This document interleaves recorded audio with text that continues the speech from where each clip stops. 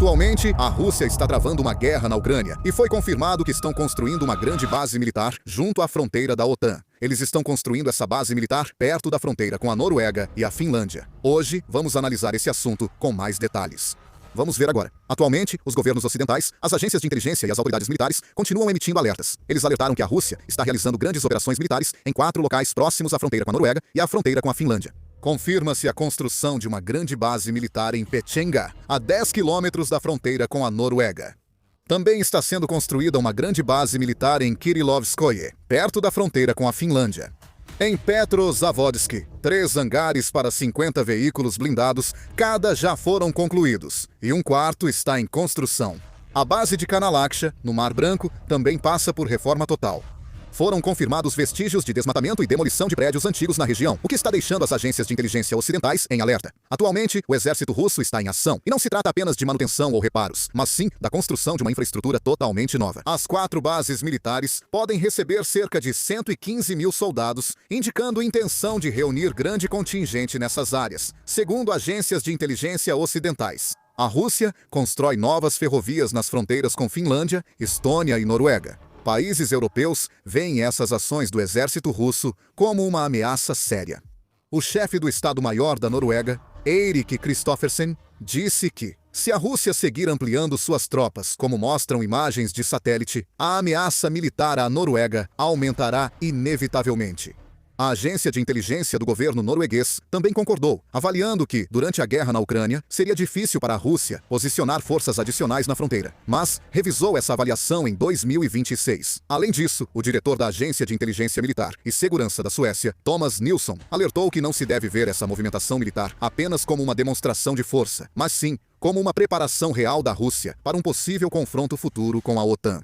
A agência de inteligência da Dinamarca também alertou que, se a Rússia perceber que a coesão da OTAN está enfraquecendo, poderá estar pronta para realizar uma grande ação militar na Europa dentro de 5 anos. A Alemanha avaliou que a Rússia pode ter capacidade de atacar a OTAN até 2029 e destacou a necessidade de preparação e prontidão. Segundo a político Christian Freuding, chefe do Estado-Maior da Luftwaffe, disse na Exposição Internacional de Aeronáutica e Espaço em Berlim que há um amplo consenso entre os aliados da OTAN de que a Rússia pode atacar um país membro em até 10 anos.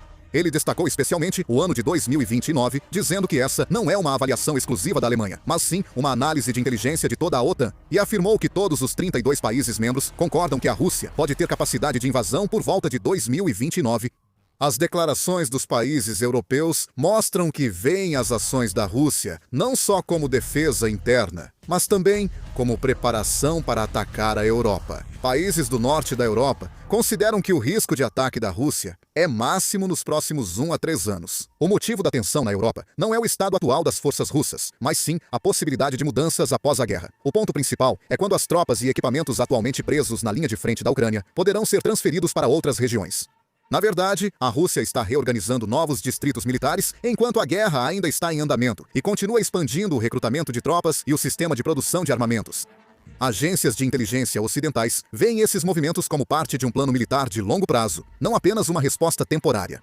Em especial, o que chama a atenção dos países europeus é a capacidade de produção da indústria de defesa da Rússia. Avalia-se que a produção de tanques, veículos blindados, projéteis e mísseis aumentou significativamente em comparação com o período anterior à guerra. Isso significa que eles estão construindo um sistema capaz de repor as perdas ocorridas em combate. A Rússia está destinando uma parte significativa do orçamento nacional para a área de defesa, e as fábricas militares estão operando praticamente em regime de tempo de guerra. O problema é a velocidade de preparação da Europa.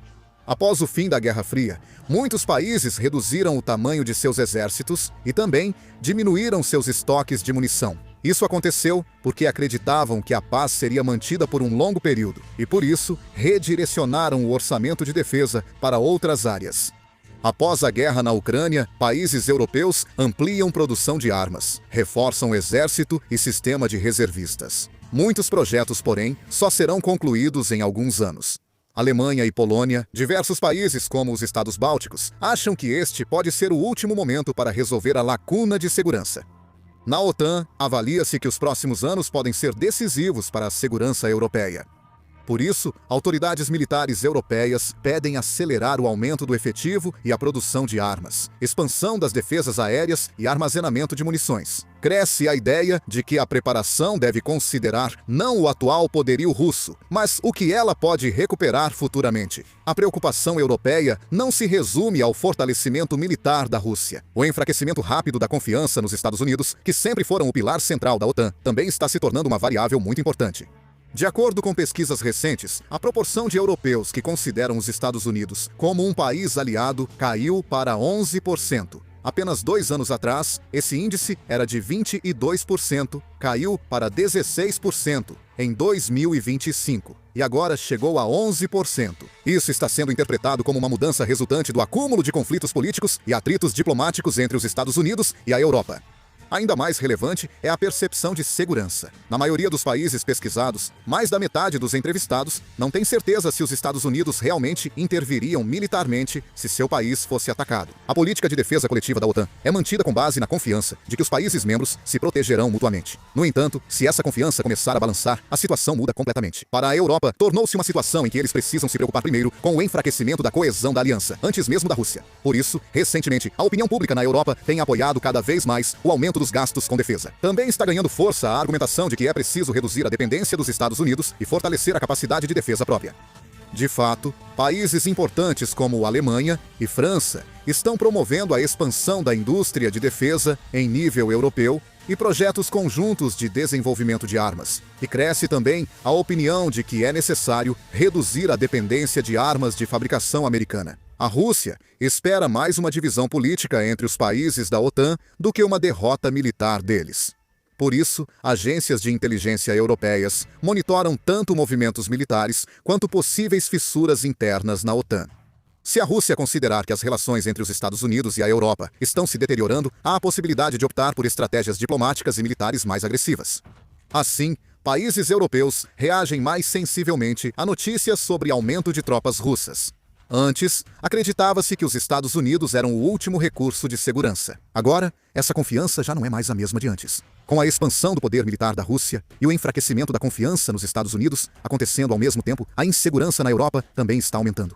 Especialmente, os países que estão mais preocupados atualmente na Europa são os 3 estados bálticos: Estônia, Letônia e Lituânia. Esses 3 países são todos membros da OTAN, mas estão localizados muito próximos da Rússia.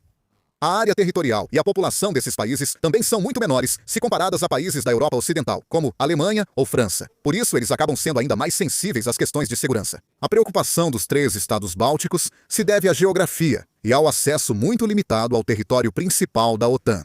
O corredor de Suwałki, na fronteira entre Polônia e Lituânia, é monitorado há muito tempo por estrategistas da OTAN.